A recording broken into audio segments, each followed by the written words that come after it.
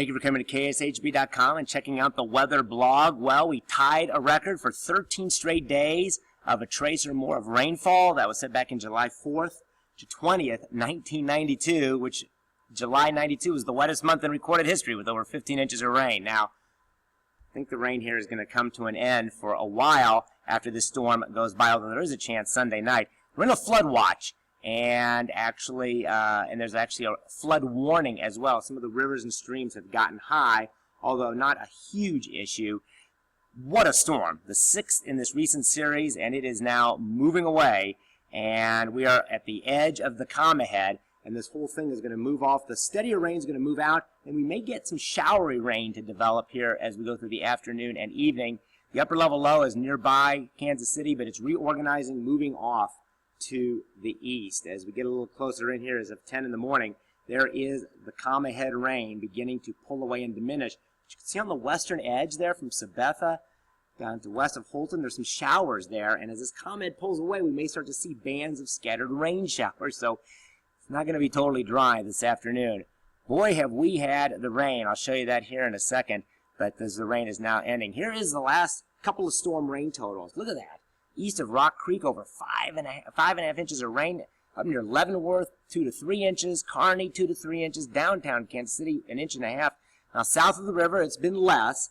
But remember, this is a radar estimation. I live south of the river, and I had about 1.2 inches of rain the last couple of days. This says 9/10. But anywhere from about 3/4 to 1.5 inches of rain south of the river. You see Green Valley there has 1.5 inches.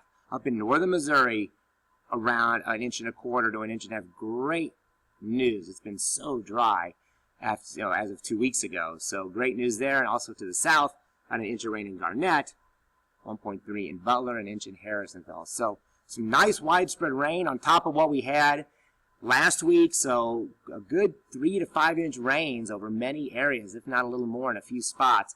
Now the faucet's going to turn off a little bit. I'll show you that here in a second. But look at that storm surface low right now in southeast Missouri. We're on the cold side of it, which is good news.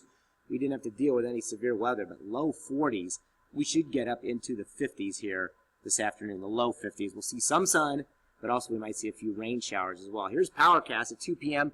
You see the clouds are broken up, but there are scattered showers. The storm near St. Louis, it is windy, it is cold as the storm moves away. And then through the afternoon, even in the evening, a few little showers, temperatures get into the 50s. As that main storm pulls away. And then look at this tonight. It starts to clear out, finally. Tomorrow morning will be clear and cold in the 30s, but at least no more rain. Look at Chicago to Detroit. Yes, it might be snowing, but temperatures at or above freezing, probably not a huge deal, but still snow nonetheless. And this storm really becomes big off to the east. Tomorrow we are going to have sunshine and temperatures in the 50s, close to 60 degrees, a little breezy from the northwest, as the storm pulls off to the east. See out to the west, 62 Dodge City, 67 at Woodward, Oklahoma. Warmer days are around the corner. I'll show you that here on the 7-day. So 3 p.m. scattered rain showers and windy. 5 p.m. a few rain showers, windy, and some sun. 52 still gusting to 30, but by 7 p.m. those gusts will come down. An isolated shower, and then tonight it clears out so that by tomorrow morning it is sunny and 36 degrees, a little on the cold side. And on the 7-day forecast, we are going to warm up over the weekend. We might have a freeze Friday morning, 32 to 34, 70s over the weekend and windy. There's a chance of thunderstorms Sunday night and Monday, but Sunday night into early Monday, hopefully getting out of here for the home opener. We may move that 20% over to Sunday because it's mainly Sunday night. And I think the weather for the game's looking good. If that storm slows down a little bit, then we could have a problem, but let's hope it moves on through so the Royals can get their home opener. And have a great rest of your week.